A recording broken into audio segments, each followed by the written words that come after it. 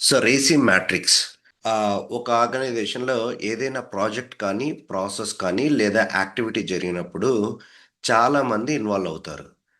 ఉదాహరణకి risk assessment అనే activity చేయాలన్నా, వెండర్ రివ్యూ చేయాలన్నా, ఆడిట్ కానీ, ఇన్సిడెంట్ రెస్పాన్స్ కానీ, లేదా పాలిసీ క్రియేషన్ వంటి యాక్టివిటీస్‌లో మల్టిపుల్ టీమ్స్ కలిసి పనిచేస్తాయి. సో, అలాంటి సమయంలో ఒక కామన్ క్వెషన్ ఒస్తుంది. ఏమనంటే, ఈ పని ఎవరు చేయాలి? ఫైనల్ ఓనర్‌షిప్ ఎవరిది?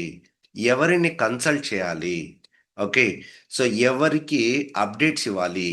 సో, ఈ కన్‌ఫ్యూజన్స్‌ని తొలగించడానికి ఆర్గనైజేషన్‌లో రేసి మ్యాట్రిక్స్ అనే దాన్ని ఉపయోగిస్తారు. రేసి మ్యాట్రిక్స్ అనేది రోల్స్ అండ్ రెస్పాన్సిబిలిటీని క్లియర్‌గా డిఫైన్ చేసే ఒక గవర్నెన్స్ టూల్. దీని ద్వారా ప్రతి యాక్టివిటీలో ఎవరు రెస్పాన్సిబుల్, ఎవరు అకౌంటబుల్, ఎవరిని కన్సల్ట్ చేయాలి, మరియు ఎవరిని ఇన్ఫార్మ్డ్‌గా ఉంచాలి అనేది స్పష్టంగా తెలుస్తుంది. అందుకే governance, risk management, compliance, audits, vendor management మరియు ప్రాజెక్ట్ మేనేజ్మెంట్ వంటి అనేక ఏరియాస్‌లో రేసి మ్యాట్రిక్స్‌ని చాలా ఎక్కువ ఆర్గనైజేషన్‌లో యూజ్ చేస్తుంటారు. కార్పొరేట్ ఎగ్జాంపుల్ ఒకటి తీసుకుందాం. సో, రిస్క్ అసెస్మెంట్ అనేది one of the activity. Okay.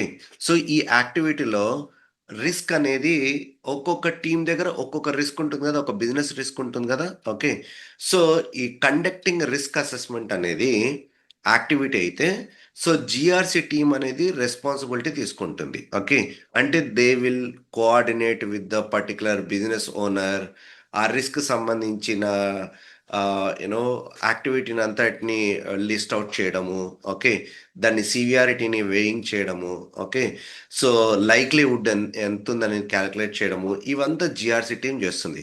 So, business owner ఎవరైతే ఉంటారో వాళ్ళని కన్సల్ట్ అవుతారు. ఎందుకంటే వితౌట్ బిజినెస్ ఓనర్ కన్సల్టింగ్ ఆ పర్టిక్యులర్ యాక్టివిటీకి సంబంధించిన డీటెయిల్స్ వాళ్ళకి తెలియదు గదా! సో, సి అంటే consulted. So, CISO is for accountable. So, ఈ టోటల్ ప్రాసెస్ అంతటికి ఓనర్ ఎవరు అంటే CISO, chief information security officer. So, ఫైనల్‌గా లీడర్‌షిప్ అన్నా లేదంటే మేనేజ్మెంట్ అన్నా ఎవరైతే బోర్డ్ ఆఫ్ డైరెక్టర్స్ వీరెవరైతే ఉంటారో వీళ్ళందరినీ లీడర్‌షిప్ అంటారు. ఆర్ సీనియర్ లీడర్‌షిప్ టీమ్ అంటారు. వీళ్ళకి ఇన్ఫార్మ్ చేయాలి. సో, ఈ పర్టిక్యులర్ రిస్క్ ఏదైతే ఉంటుందో, ఆ రిస్క్‌కి సంబంధించిన మిటిగేషన్ స్టెప్స్ ఏం తీసుకున్నాం? దాన్ని కంట్రోల్ ఎలా చేస్తున్నాం? కాంపెన్సేటరీ కంట్రోల్స్ ఏమి ఇంప్లిమెంట్ చేశాం? ఇవన్నీ ఈ లీడర్‌షిప్‌కి ఇన్ఫార్మ్ చేయాల్సుంటుంది. సో, ఈ పర్టిక్యులర్ యాక్టివిటీలో జీఆర్‌సీ టీమ్ అనేవాళ్ళు వర్క్ జేస్తారు. బిజినెస్ ఓనర్‌తో ఇన్ఫర్మేషన్‌ని ఆర్ ఇన్‌పుట్స్‌ని తీసుకుంటారు. సీసో వచ్చేసి ఈ పర్టిక్యులర్ యాక్టివిటీకి అకౌంటబిలిటీగా ఉంటాడు. ఫైనల్లీ ఈ యాక్టివిటీ అంతా అయిపోయిన తర్వాత దీని ఇన్ఫర్మేషన్ అంతా లీడర్‌షిప్‌కి ఇస్తారు. సో, నెక్స్ట్ వచ్చేసి వెండార్ అసెస్మెంట్ అనే ఇంకొక యాక్టివిటీ తీసుకుందాం. ఓకే. సో, ఇవన్నీ రియల్ టైమ్‌లో ఎగ్జాంపుల్స్ అండి మీరు జాబ్‌కి అప్లై చేసినప్పుడు కూడా ఈ ఎగ్జాంపుల్స్‌ని కోట్ చేయొచ్చు. ఓకే. సో, ఒక కొత్త సాస్ వెండర్‌ని ఎవాల్యుయేట్ చేస్తుందనుకోండి కంపెనీ. ఓకే. సో, అప్పుడు వెండర్ రివ్యూ అనేది ఒక యాక్టివిటీ. ఓకే. సో, ఇక్కడ ఏ టీమ్స్ ఇన్వాల్వ్ అయితాయి? టీపీఆర్ఎం, థర్డ్ పార్టీ రిస్క్ మేనేజ్మెంట్ అనే టీమ్ ఒకటుంటుంది. ఓకే. సో, ఆ టీమ్ అనేవాళ్ళు రెస్పాన్సిబుల్‌గా ఉంటారు. దట్ మీన్స్ ఆ పర్టిక్యులర్ టీమ్‌తో కోఆర్డినేట్ చేయడము, అంటే ఆ వెండర్‌తో క్వెషనైర్స్ పంపించడము, వాళ్ళకి సంబంధించిన క్వెషన్స్ అన్ని అడగడము, privacy related, data processing related ఈ లిస్ట్ ఆఫ్ క్వెషన్స్ అన్నీ ఉంటాయి గదా!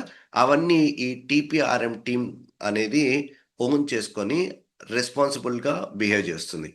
అలాగనే security team. So, security team అంటే ఏంటంటే టెక్నికల్ కంట్రోల్స్‌ని వీళ్ళ దగ్గర కన్సల్ట్ తీసుకుంటారు. ఎవరు? టీపీఆర్ఎం అనే టీము సెక్యూరిటీ టీమ్ దగ్గర. హే! వాళ్ళు పర్టిక్యులర్ వెండార్ వాళ్ళు అథెంటికేషన్‌కి ఏ ఏ మెథడ్స్ వాడుతున్నారని మాకొక క్వెషన్స్ ఇవ్వండి అని అడుగుతారు. ఎవరు? టీపీఆర్ఎం సెక్యూరిటీ టీమ్‌ని. సో, వీళ్ళేం జేస్తారంటే అథెంటికేషన్‌లో ఎటువంటి మెథడ్స్ వాడుతున్నారు? వాళ్ళకి ఎస్ఎస్ఓ ఉందా? ఎస్ఏఎంఎల్ కంపాటబుల్‌గా ఉందా లేదా టూలు? లేదు నేటివ్ క్రెడెన్షియల్స్‌తోనే వస్తుందా? లేదా MFA multi factor authentication support చేస్తుందా లేదా? ఇటువంటి టెక్నికల్ క్వెషన్స్ అన్నీ ఈ టీపీఆర్ఎం టీమ్‌కి ఇస్తారు. ఎందుకంటే TPRM team is the one which is interacting with that vendor. Okay. So, ఆబ్వియస్‌గా టీపీఆర్ఎం టీము సెక్యూరిటీ టీమ్‌తో కన్సల్ట్ అవుతుంది.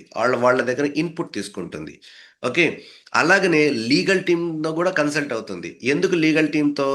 వాళ్ళ ప్రైవసీ రిలేటెడ్ కన్సర్న్స్ ఏవైతే ఉన్నాయో, వాటికి సంబంధించి లీగల్ టీమ్‌తో వాళ్ళ ఇన్‌పుట్ తీసుకుంటుంది. ఓకే. సో, ఇక్కడ బిజినెస్ ఓనర్ ఎవరైతే ఉంటారో, he is going to take that ownership. Business owner అంటే ఆ పర్టిక్యులర్ టూల్‌ని ఎవరైతే ప్రపోజ్ చేస్తారో ఆర్గనైజేషన్‌లో, ఇప్పుడు మార్కెటింగ్ టూల్స్ ఉంటాయి. హెచ్ఆర్ అయితే హెచ్ఆర్ టూల్స్ ఉంటాయి. ఫినాన్స్ అయితే ఫినాన్స్ టూల్స్ ఉంటాయి గదా! సో, ఆ పర్టిక్యులర్ వెండారు ఏ టూల్‌ని అంటే ఫినాన్స్ రిలేటెడ్ టూల్ గిన రివ్యూ చేస్తున్నారనుకోండి, అప్పుడు ఫినాన్స్ మేనేజర్ వచ్చేసి బిజినెస్ ఓనర్ అయితాడు. ఓకే. సో, ఇలాగా డిఫరెంట్ టీమ్స్‌తో వాళ్ళ యొక్క ఆహ్, యూ నో ఆహ్, రెస్పాన్సిబిలిటీస్‌ని డిఫైన్ చేసి ఈ యొక్క రేసి మ్యాట్రిక్స్ అనేది డిఫైన్ చేయబడుతుంది. ఓకే. నెక్స్ట్ ఇంకొక ఎగ్జాంపుల్ చూద్దాం. Corporate example policy approval. Okay. So, కొత్త ఇన్ఫర్మేషన్ సెక్యూరిటీ పాలిసీ రిలీజ్ చేయాలనేది మేనేజ్మెంట్ డిసైడ్ చేసింది. సో, ఇక్కడ పాలిసీ క్రియేషన్ అంటే ఏదన్నా అవ్వచ్చు. లైక్ అది పాస్వర్డ్ పాలిసీ అవ్వచ్చు. లేకపోతే ఏఐ యూసేజ్ పాలిసీ అవ్వచ్చు. ఇలాగ చాలా పాలిసీస్ ఉంటాయి గదా! ఆర్గనైజేషన్‌లో. సో, అలాగే ఏ పాలిసీ అయినా గూడా ఒక పాలిసీ క్రియేషన్ తీసుకుంటే, సో, జీఆర్‌సీ టీమ్ అనేది రెస్పాన్సిబిలిటీ తీసుకుంటుంది. That means they will draft the policy, eligibility ఎవరు అని తెలుసుకోవడం కానీ, లేకపోతే ఈ పాలిసీ ఎవరికి అప్లికబుల్ అని గాని, ఓకే. సో, అవంతా జీఆర్‌సీ టీమ్ చూసుకుంటుంది. ఓకే. ఇక్కడ సెక్యూరిటీ మేనేజర్‌ని కన్సల్ట్ చేసుకుంటుంది అగైన్. ఈ సెక్యూరిటీ మేనేజర్ ఎందుకు? టెక్నికల్ కంట్రోల్స్ గురించి సెక్యూరిటీ మేనేజర్‌ని కన్సల్ట్ చేస్తారు జీఆర్‌సీ టీమ్ వాళ్ళు. సో, ఇక్కడ సీసో ఎవరు? CISO is the person who will be the accountable for this. Okay. So, that means CISO వీళ్ళకి గైడెన్స్ ఇవ్వాలి. ఓకే. సో, జీఆర్‌సీ టీమ్‌కి. అలాగనే ఫైనల్లీ ఎంప్లాయీస్‌కి ఇన్ఫార్మ్. సో, ఫైనల్లీ పాలిసీ అంతా క్రియేట్ అయిన తర్వాత ఎవరికి ఇన్ఫార్మ్ చేయాలి? ఎంప్లాయీస్‌కి ఇన్ఫార్మ్ చేయాలి. ఓకే. ఇక్కడ రేసి మ్యాట్రిక్స్ చూస్తే జీఆర్‌సీ టీమ్ రెస్పాన్సిబుల్‌గా ఉంటుంది. సెక్యూరిటీ మేనేజర్ అనే అతను కన్సల్టెంట్ అయితారు ఆర్ ఇన్‌పుట్స్ తీసుకోవడానికి ఉంటారు. సీసో అకౌంటబిలిటీ ఉంటుంది. ఎంప్లాయీస్ ఎవరైతే ఉన్నారో వీళ్ళకి ఇన్ఫార్మ్ చేయడానికి ఆర్ ప్రాబబ్లీ కమ్యూనికేట్ చేయడానికి ఉంటుంది. ఓకే. సో, నెక్స్ట్ ఇంకొక ఎగ్జాంపుల్ తీసుకుందాం. Security incident. ఇప్పుడు ఒక కంపెనీలో ఒక సెక్యూరిటీ ఇన్సిడెంట్ జరిగింది ఆర్ డేటా బ్రీచ్ జరిగింది. ఓకే. సో, ఈ ఇన్సిడెంట్ హ్యాండ్లింగ్ ఎవరు చేయాలి?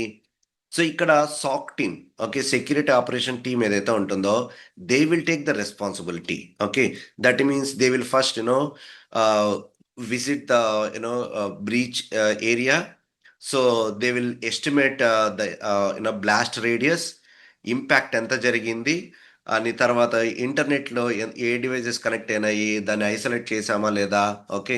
సో, డేటాని రికవరీ చేశామా లేదా? ఎంత లాస్ అయిందనేది మొత్తం ఇవంతా యాక్టివిటీస్ అంతా ఎవరు చూస్తారు? ఈ సాక్ టీమ్ చూస్తుంది. సో, ఇనీషియల్ ఇన్వెస్టిగేషన్ గూడా సాక్ టీమ్ చూస్తుంది. అలాగనే incident manager. Okay. Incident manager ఇక్కడ అకౌంటబిలిటీ తీసుకుంటాడు. ఓకే. సో, దట్ మీన్స్ ఈ టోటల్ అంతటికి ఓనర్ ఎవరు అనంటే ఇన్సిడెంట్ మేనేజర్. ఓకే. సో, సీసోని కన్సల్ట్ అవుతారు. Hey! This was happened. Like we are doing this అని చెప్పేసి. Okay. So, incident team consult అవ్వచ్చు. అలాగనే సాక్ టీమ్ గూడా సీసోతో కన్సల్ట్ అవ్వచ్చు. ఫైనల్లీ ఈ ఇన్సిడెంట్ గురించి, సో, ఎటువంటి ఇన్సిడెంట్ జరిగింది? ఎటువంటి కంట్రోల్స్ మేము తీసుకున్నాము? ఎలా ఇన్సిడెంట్‌ని మనం మిటిగేట్ చేసాము? ఇంకా ఫ్యూచర్‌లో ఇట్లాంటి ఇన్సిడెంట్ జరగకుండా ఎటువంటి కాంపెన్సేటివ్ కంట్రోల్స్ మనం ఇంప్లిమెంట్ చేసామని చెప్పేసి, ఈ టోటల్ యాక్టివిటీ అంతా ఈ లీడర్‌షిప్‌కి ఇన్ఫార్మ్ చేస్తారు. Okay. So that is how the RACI matrix will be helpful in defining the clear roles and responsibilities for achieving some kind of activity. Okay.